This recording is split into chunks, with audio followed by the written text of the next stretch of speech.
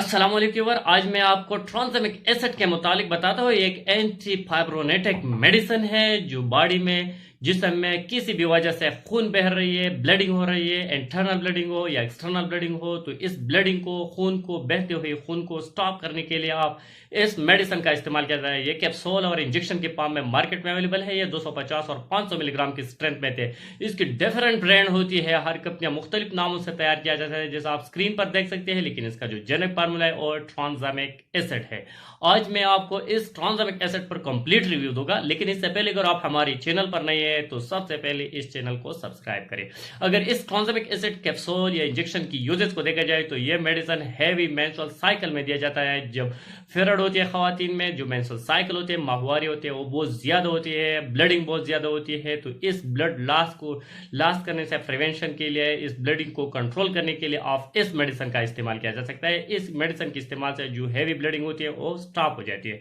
साथ ही कोई एक्सीडेंट हुआ, एक्सीडेंट की वजह से जो खून बह रही है, चोट लगी हुई है, जख्म लगी हुई है, इससे ब्लीडिंग हो रही है, तो इस ब्लीडिंग को स्टॉप करने के लिए भी आप इस मेडिसिन का इस्तेमाल किया जा सकता है। बवासीर की वजह से जो इंटरनल ब्लीडिंग होती है इंटेस्टाइन से, आंतों से, तो इसको प्रिवेंशन के लिए आप इस मेडिसिन का इस्तेमाल किया जाए। बाज़ औक़ात आपने देखा हो कि पखाने में कोई ब्लड आ रही है, इस ब्लड को स्टॉप करने के लिए आप इस मेडिसिन का इस्तेमाल किया जाता है, क्योंकि ब्लड लॉस से जिस्मानी कमजोरी लायक हो जाते हैं, एनीमिया पैदा होती है, ब्लड की कमी लायक हो जाती है और मुख्तलिफ मसाइल पैदा कर देती है। तो इस मेडिसिन से जो ब्लड लॉस हो रही है वो प्रिवेंट हो जाती है।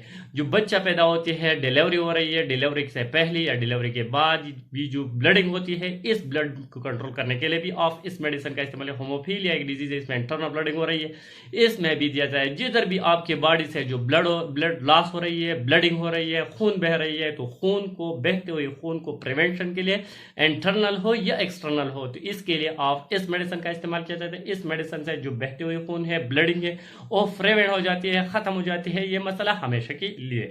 अगर इसके साइड इफेक्ट को देखा जाए तो इसके इस्तेमाल से नाजिया हो सकती है, वॉमिटिंग हो सकती है, डायरिया हो सकती है, स्टमक पेन हो सकती है, जॉइंट पेन हो सकती है, घबराहट पैदा हो सकती है, डेजीनेस भी पैदा हो सकती है इस मेडिसिन के। अगर इसकी कॉन्ट्राइंडिकेशन को देखा जाए तो ये मेडिसिन इन लोगों को नहीं देना चाहिए जो इससे हाइपर सेंसिटिव हो, एलर्जिक हो इस मेडिसिन से। साथ ही इन लोगों को नहीं देना चाहिए जिसको हार्ट अटैक हुए हैं या ब्लड क्लॉट बनी हुई है, डिपॉलेज हुई है, तो इसको भी नहीं देना चाहिए। जो खवातीन जो ओरल कंट्रासेप्टिव फील होती है वो फील इस्तेमाल कर रहे हैं, इनको भी नहीं देना चाहिए। साथ ही जो खवातीन हार्मोनल थेरापी इनको स्टार्ट है, इसको भी इस मेडिसिन का इस्तेमाल नहीं करना चाहिए। अगर इसके डोज को देखा जाए तो ये मेडिसिन 250 और 500 मिलीग्राम की स्ट्रेंथ में आती है, इंजेक्शन और कैप्सूल की फॉर्म में आती है।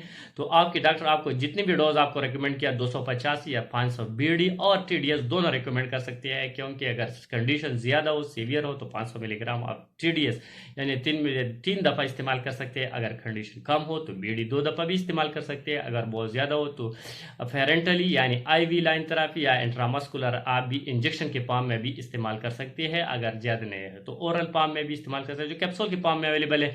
लेकिन आपके डॉक्टर आपको जितने भी डोज को जितने भी टाइम के लिए रिकमेंड किया, इतनी ही डोज इतनी ही टाइम इनको इस्तेमाल करें। लेकिन ये बात नोट करना चाहिए कि 5 दिन से इस इंजेक्शन या टैबलेट का इस्तेमाल ज्यादा कतई नहीं करना चाहिए। सिर्फ 5 दिन तक आप इसका इस्तेमाल कर सकते हैं, लेकिन हद की जरूरत अगर आपकी मसला खत्म हुए 2 दिन से 1 दिन से तो फिर इसको छोड़ना चाहिए।